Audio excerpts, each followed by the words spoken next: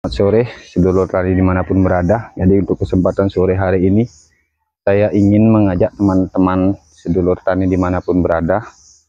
Jadi kegiatan kita hari ini adalah untuk melakukan penyemprotan herbisida. Jadi penyemprotan herbisida ini sangat membantu kegiatan para petani, terutama dalam mengatasi gulma pada tanaman padi. Jadi dalam hal ini kesulitan dalam mencari tenaga kerja untuk membersihkan gulma di tanaman padi. Jadi keberadaan herbisida ini sangat membantu karena dapat mempermudah pekerjaan para petani. Jadi dibandingkan dengan menggunakan tenaga manusia yang upah perharinya itu sudah cukup lumayan mahal. Jadi jika menggunakan herbisida dapat mengurangi dan menekan biaya daripada ongkos yang dikeluarkan dalam mengatasi herbisida tersebut. Jadi untuk lokasi ada di lahan yang saya sewa. Jadi lahan ini saya sewa untuk kita tanami padi. Dan untuk kondisi lahan seperti yang sahabat lihat. Jadi untuk kondisi lahan utama pada saat melakukan penyemprotan itu sangat penting sekali ya. Karena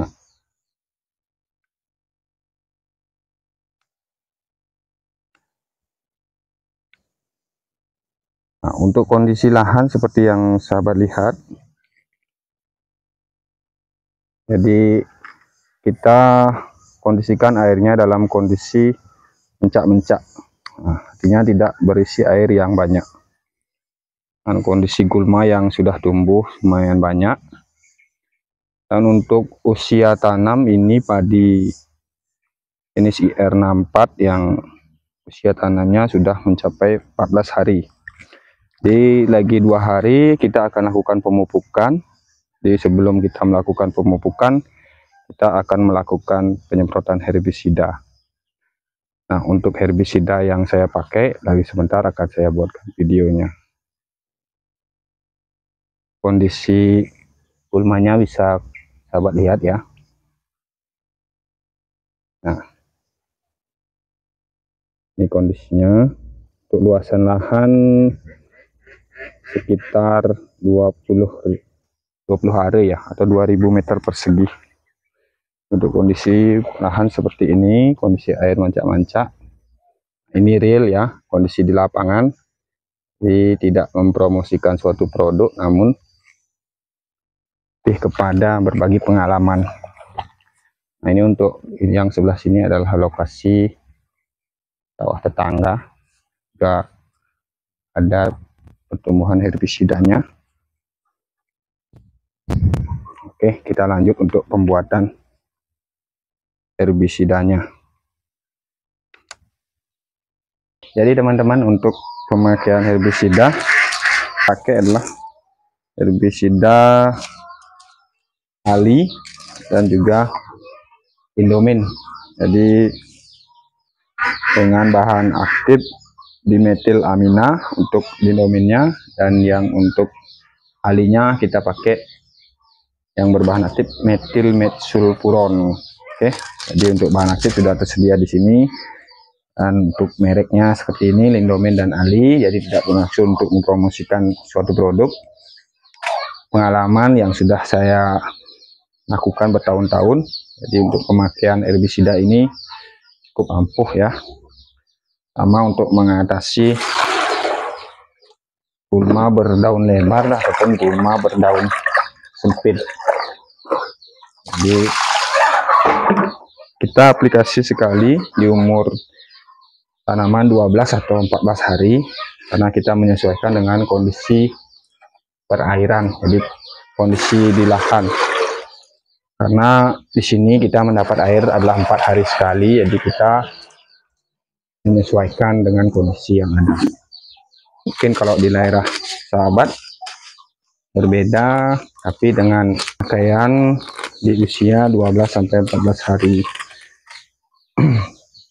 Untuk pemakaian sahabat, ini luasan lahan yang saya miliki atau yang saya tanami padi adalah luasan 20 are atau 2000 meter persegi.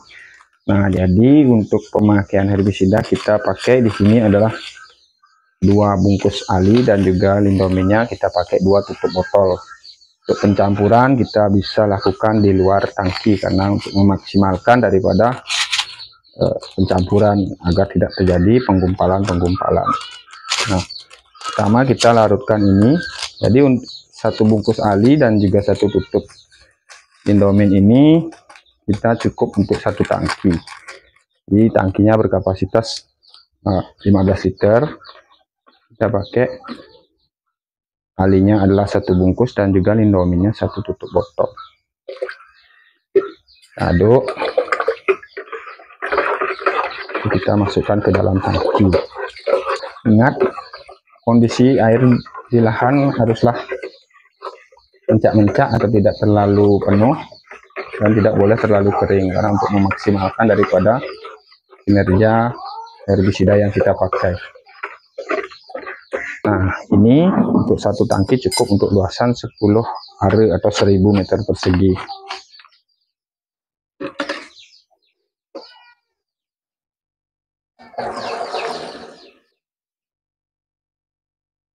Setelah dimasukkan, kita isikan air sampai penuh pada tangki yang kita pakai. Jadi agar campuran yang kita dapat lebih homogen, jadi lebih bagus.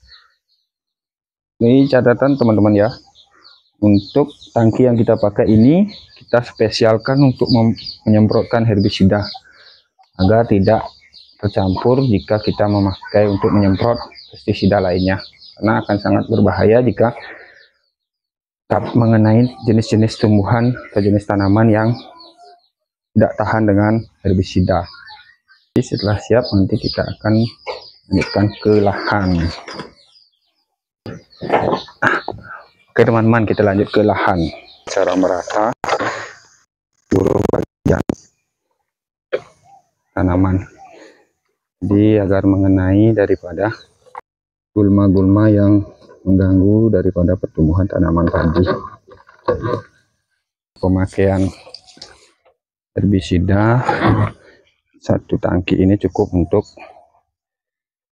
luasan 10 are atau 1000 meter persegi. Kalau dihitung biayanya jauh lebih irit daripada lakukan pengendalian gulma menggunakan tenaga manusia karena upahnya sudah lumayan mahal sekarang,